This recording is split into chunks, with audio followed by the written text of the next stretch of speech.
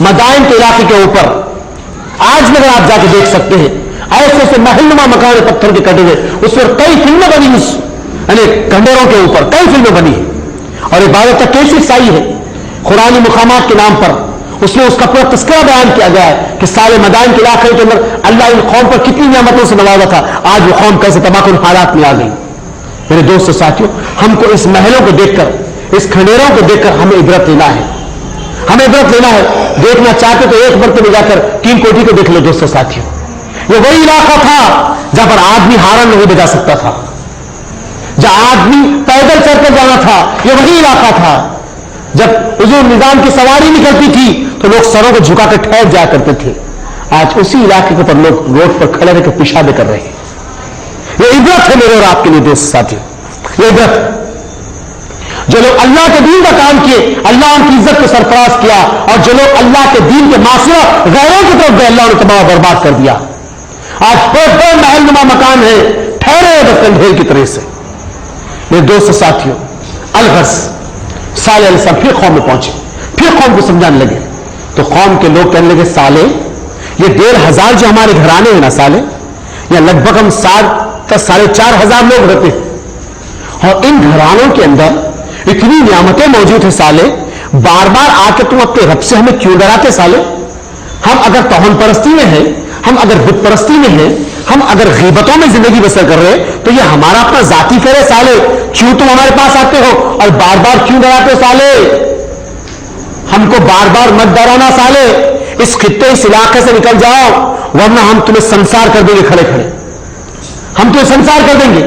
صالح علیہ السلام قوم کو سمجھا، نکلے دوسری وادی میں پہنچے، پھر سمجھانے لگے، پھر اللہ نے حکم دے کے جاؤ صالح، پھر آئے قوم کے درمیان، پھر کہنے لگے اللہ کے بندو میری بات کو مان لو، میری بات کو سن لو۔ تو قوم کہنے لگے صالح تم کیا بتانا چاہتے ہو کو کہ تمہارا ایک رب ہے جو آسمانوں میں ہے، اس کو ماننے کی بات کرے تو صالح ہم تمہارے رب کو مان لیں گے، لیکن ہم کو تمہارے رب کی طرف سے ایک معجزہ چاہیے۔ اللہ اکبر، اللہ ہے کہنے کے لیے، اللہ کا پروف جاننے کے لیے قوم جو اللہ کی دینی نعمتوں پہ پڑ رہی ہے اس کا یقین کرنے کے لیے اس سے ثبوت مانگ رہی ہے۔ اللہ اکبر، یہ قوم اللہ ہے اس کو ماننے کے لیے اس سے پروف مانگے کہ تم ہے، ہم تم کو سمجھیں گے، تمہارے طرف سے کوئی معجزہ بھیجو۔ صالح علیہ السلام نے کہا میں کوئی شودہ باز نہیں ہوں، اور میں تمہارے پاس کوئی شودہ بازی کے لیے نہیں آیا ہوں اور کوئی کرشمے دکھانے کے لیے نہیں آیا ہوں، میں اللہ کے پیغام کو تم تک لے کر آیا ہوں، اگر تم مانتے تو مانو، نہ مانے تو ہلاکت تمہارا انتظار کرے گی۔ پھر کہا صالح اگر تمہارا رب معجزہ دکھا سکتا ہے تو ہم ماننے کے لیے تیار ہے، ورنہ تمہاری باتوں پہ یقین نہیں کرتے، نکل کر چلے جاؤ۔ صالح علیہ السلام نکلے قوم سے، پھر کچھ دن کے بعد ہے، پھر قوم کو سمجھانے لگے، پھر قوم کو سمجھانے لگے۔ قوم کہنے لگی صالح بار بار آ کے اللہ سے کیوں ڈرا رہے ہو صالح؟ تمہارا رب یعنی اللہ اور تم اپنی طرف سے کوئی معجزہ نہیں دکھا سکتے صالح، تو کیوں آ رہے؟ ہم نے تم کو کہا تھا، تم نے ہماری بات کو نہیں مانا، تم تو جھوٹے ہو صالح، کذبیہ، جھوٹے کا ورڈ استعمال کیا تھا۔ صالح علیہ السلام کرنے لگے کہ اللہ یہ کیسی قوم ہے میرے مالک، تیرا ہونے کے یقین کے لیے، تیری بات کو ماننے کے لیے تیرا ثبوت مانگ رہی میرے بات۔ صالح علیہ السلام نکل کے گئے قوم میں، آہستہ آہستہ قدموں کو بڑھانے لگے، اللہ آسمان سے براز بیان کر رہا ہے، کہا صالح یہ قوم کیا مانگتی ہے؟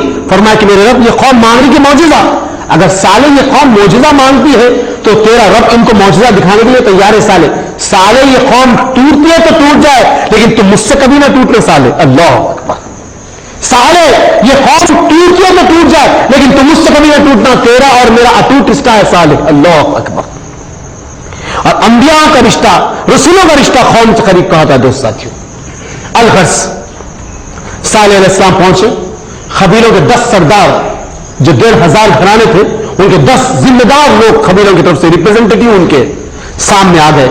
اس میں سے اغار بن سالم ایک آدمی کا نام ملتا ہے جو انتہائی بدبخت قسم کا آدمی تھا۔ اغار بن سالم قریب آیا، کہا صالح ہم تم سے بار بار کے لیے جو معجزہ مانگتے وہ معجزہ یہ ہے، سنو۔ صالح علیہ السلام نے کہا تم مجھ سے کیا معجزہ مانگتے اللہ کا؟ تو فرمایا کہ صالح یہ جو پہاڑ کی چوٹی دکھ رہی نا، یہ پہاڑ پھٹنا، اس میں سے زندگی گاون اٹھنی ہمارے سامنے آنا۔ اللہ اکبر، کیا قوم مانگ رہی ہے دوستو ساتھی؟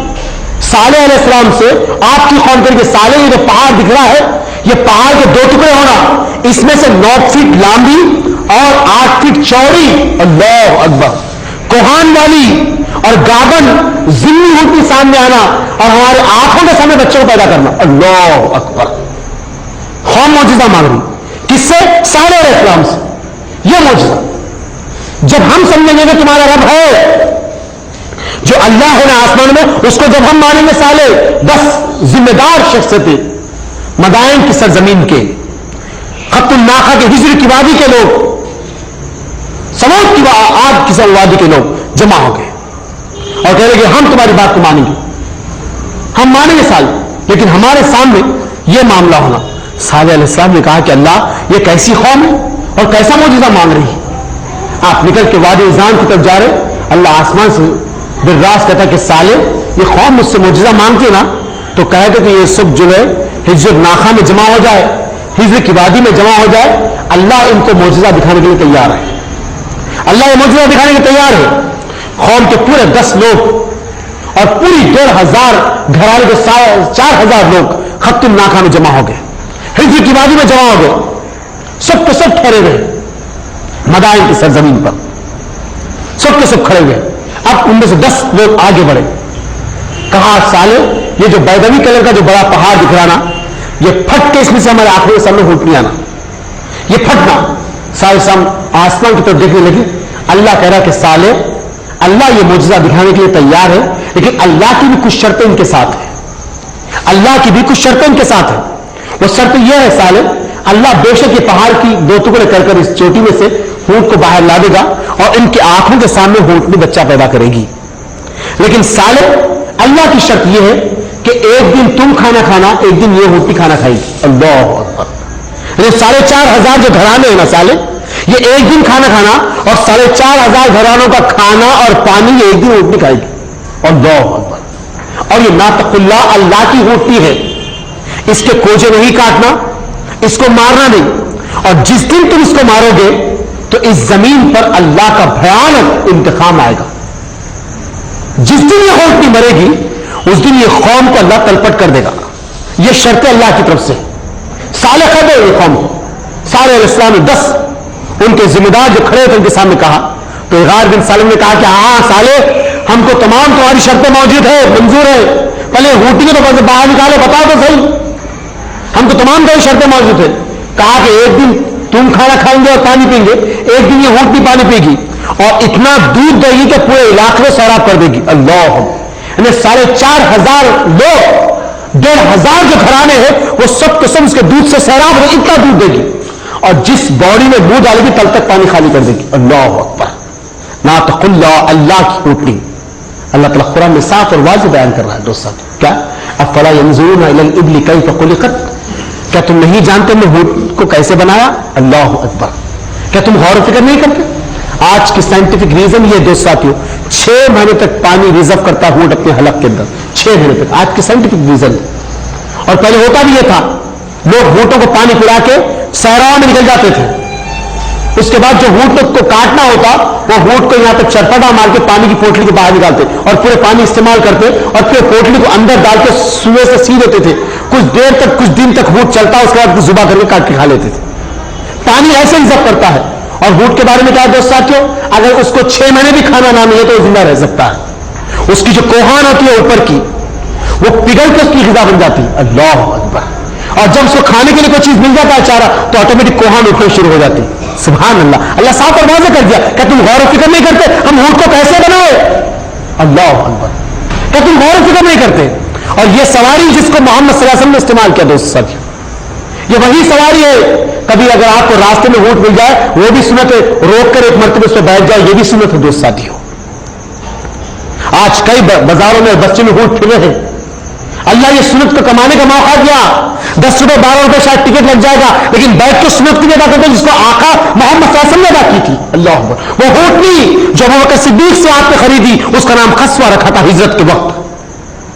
وہ محمد صلی اللہ علیہ وسلم کی اونٹنی جس پر اللہ وحی کو نازل کرتا ہے. عمر بن خطاب کو کہا گیا کہ عمر اس کی پوچھے نہیں لانا, اس کو ہٹانا نہیں, یہ وحی کے ذریعے سے چلتی ہے اور وحی کے ذریعے سے بیٹھتی ہے. اللہ اکبر. یہ وہ اونٹنی ہے محمد صلی اللہ علیہ وسلم کی. جب آپ